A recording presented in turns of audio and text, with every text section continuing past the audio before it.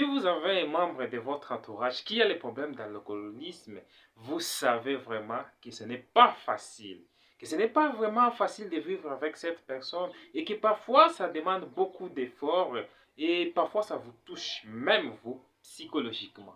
Maintenant, voyons voir comment faire pour vivre avec cette personne en harmonie et surtout comment vous pouvez faire pour l'aider.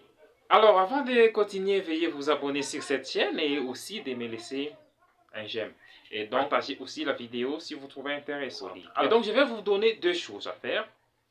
Donc, ce qu'il faut faire et ce qu'il ne faut surtout pas faire.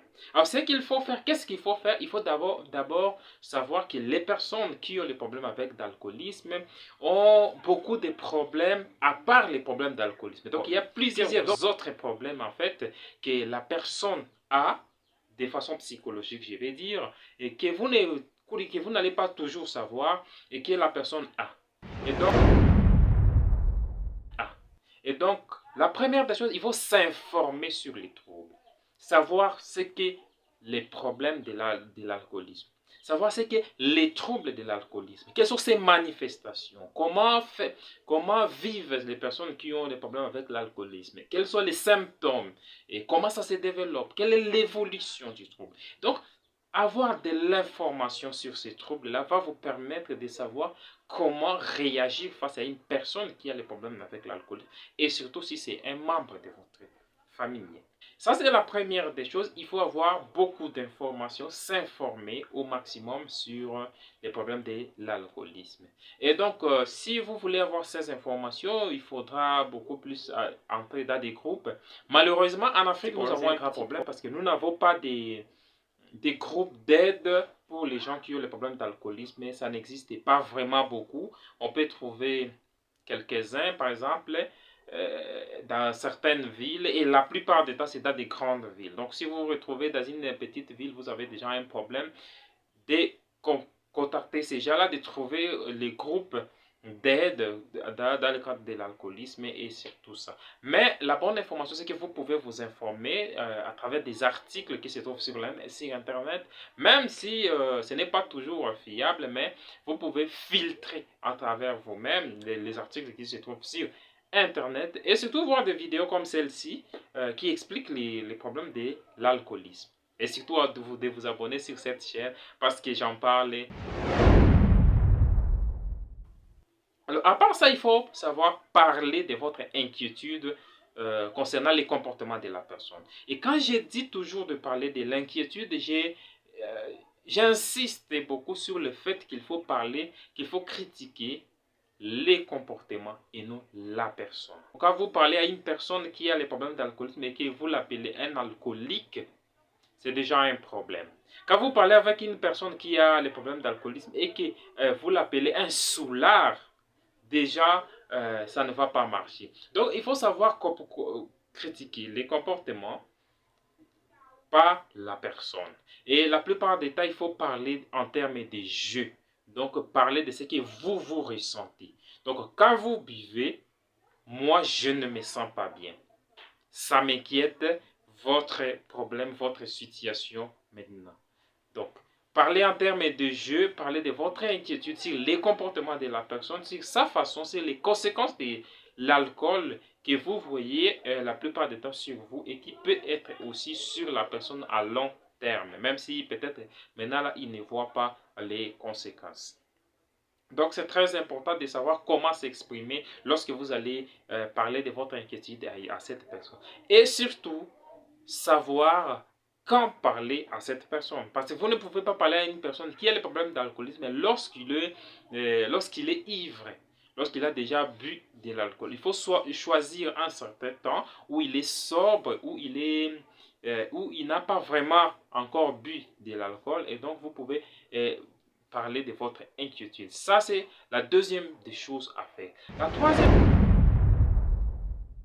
La troisième chose à faire, c'est de demander les efforts qu'il a fait. Parce que la plupart des temps, j'ai dit toujours qu'une personne qui a les problèmes d'alcoolisme, la plupart des temps, a déjà essayé, ne fût-ce qu'une fois ou deux fois, d'abandonner carrément l'alcool. Malheureusement, ça n'a pas marché. Et donc, il faudra demander à la personne de parler à la personne sur ses efforts, les tentatives qu'il a essayé de faire pour abandonner l'alcool ou comment cela est arrivé. Cela va vous permettre à vous de comprendre qu'est-ce qui fait en sorte que la personne puisse rechuter et aussi parfois de développer certaines stratégies que vous-même vous pouvez choisir et comprendre pour l'aider aussi à surmonter son problème lorsqu'il vous dit par exemple que maintenant j'ai pris la décision d'arrêter. Vous pouvez être un soutien à la personne plutôt que d'être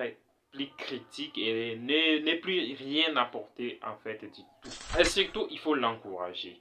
Il faut l'encourager dans ses démarches d'abandonner de l'alcool. Il peut avoir à un certain moment, il peut vous dire à un certain moment qu'il veut laisser de l'alcool, mais il faut l'encourager. Même si je sais que c'est difficile pour les personnes parce que la plupart du temps, nous considérons les personnes qui prennent de l'alcool comme des grands menteurs parce qu'ils peuvent vous dire aujourd'hui que j'abandonne et que le soir, il rentre ivre. Mais il faut l'encourager au moment où il prend la décision d'arrêter de l'alcool. Il faut souvent l'encourager et lui proposer même votre aide si vous pouvez lui apporter. La quatrième chose qu'il faut faire, alors il faudra vraiment inciter la personne à aller consulter. Alors, la plupart du temps, les problèmes de l'alcoolisme se résout avec la psychothérapie. Donc, il faut consulter un psychologue. Donc, encourager la personne à aller consulter. Et le psychologue, c'est déjà un bon début et que la personne va aller trouver le psychologue. Je sais que dans le contexte africain, ce n'est pas vraiment facile de trouver un psychologue. Ça, vous pouvez me croire. Ce n'est pas facile de trouver un psychologue, mais bien sûr, vous pouvez toujours trouver les psychologues dans votre ville, là où vous vous retrouvez. Il suffit tout simplement de demander et de savoir à qui demander. La plupart du temps, j'envoie les gens à l'université, par exemple, qui organisent la faculté.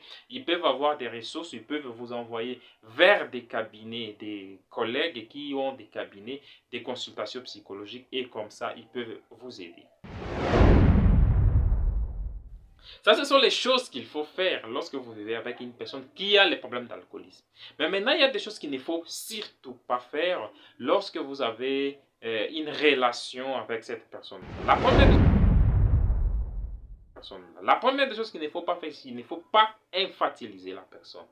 Alors, quand je parle d'infantiliser la personne, c'est vraiment infantiliser. Il y a des gens qui, par exemple, il a vu que son frère, son enfant ou son père a développé les problèmes d'alcoolisme, mais alors il va commencer à crier sur cette personne-là et que tout le monde sera au courant dans les quartiers qui est cette personne a les problèmes de l'alcoolisme. Donc, c'est un alcoolique. Donc, le fait de crier sur la personne, c'est déjà le fait de l'infantiliser. Et donc, quand vous l'infantilisez, ça va créer surtout le renforcement négatif parce que vous avez un problème avec lui et au lieu de résoudre les problèmes, il va aller boire, il va aller consommer de l'alcool pour se venger de vous. Et quand il va rentrer, peut-être que ça sera encore des bagarres, encore des problèmes. Donc, il ne faut pas surtout chercher à infantiliser la personne. La deuxième chose qu'il ne faut surtout pas faire, c'est de critiquer la personne. Je vois tantôt pour certaines personnes qui vivent avec une personne qui a des problèmes avec l'alcoolisme, il va aller critiquer la personne partout. Du fait que la personne qui consomme de l'alcool, lorsqu'il arrive chez ses amis, il va trouver les amis qui sont en train de lui dire que ton frère, ton père ou quelqu'un de la famille nous a dit ceci en rapport avec ta consommation de l'alcool. Donc là, vous n'êtes pas en train d'aider la personne. Et parfois, c'est même tous les quartiers qui connaissent qu'il y a un problème de l'alcool chez cette personne. Et donc là, vous ne protégez pas la personne et vous créez encore des problèmes et même des conflits graves qui peuvent surgir et que vous ne serez pas en mesure, par exemple, de résoudre. Vous pouvez perdre cette personne-là pour des bons. Donc la meilleure des choses à faire, ce n'est pas de critiquer la personne en dehors, mais surtout de parler à la personne. Je vous ai dit de parler de votre inquiétude par rapport à la santé de la personne, par rapport à sa consommation, par rapport aux conséquences de l'alcool. personne. Je vois tantôt, par exemple, si c'est un enfant qui a développé les problèmes avec l'alcoolisme, vous allez voir les pères va, par exemple, enlever l'argent de la poche pour dire que s'il n'a pas d'argent, il ne va pas consommer. Malheureusement, ça ne marche pas toujours. Parce que le fait que vous enlevez l'argent, il a des amis, il a des contacts. Et avec l'amitié, il va avoir toujours de la possibilité d'aller consommer de l'alcool. Même sans argent, même s'il n'a rien, il a des amis, il a déjà développé son réseau, quoi, des personnes qui peuvent lui offrir cette aide-là sans avoir de l'argent. Donc, c'est une stratégie qui ne marche pas et surtout, il ne faut pas le faire. Il ne faut pas chercher à déresponsabiliser la personne. Et la dernière chose que je vais vous présenter dans cette vidéo à ne pas faire, c'est surtout de chercher à résoudre les problèmes par vous-même.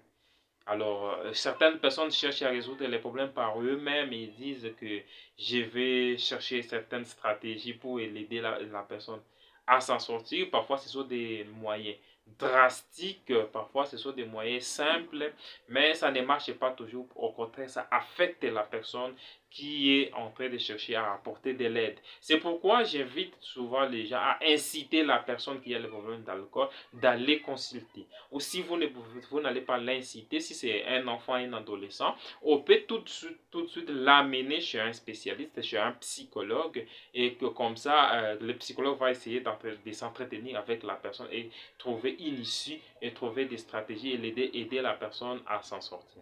Voilà tout ce que je voulais vous présenter dans cette vidéo. Si vous n'êtes pas abonné sur cette chaîne, je vous demande de vous abonner. Et surtout, si vous êtes psychologue, veuillez suivre cette formation sur les traitements de l'alcoolisme qui va se passer du 4 au 5 novembre. Si vous voulez bien, je vais mettre le lien en dessous. Vous pouvez nous écrire sur notre compte mail. On se retrouve à la prochaine. Ciao.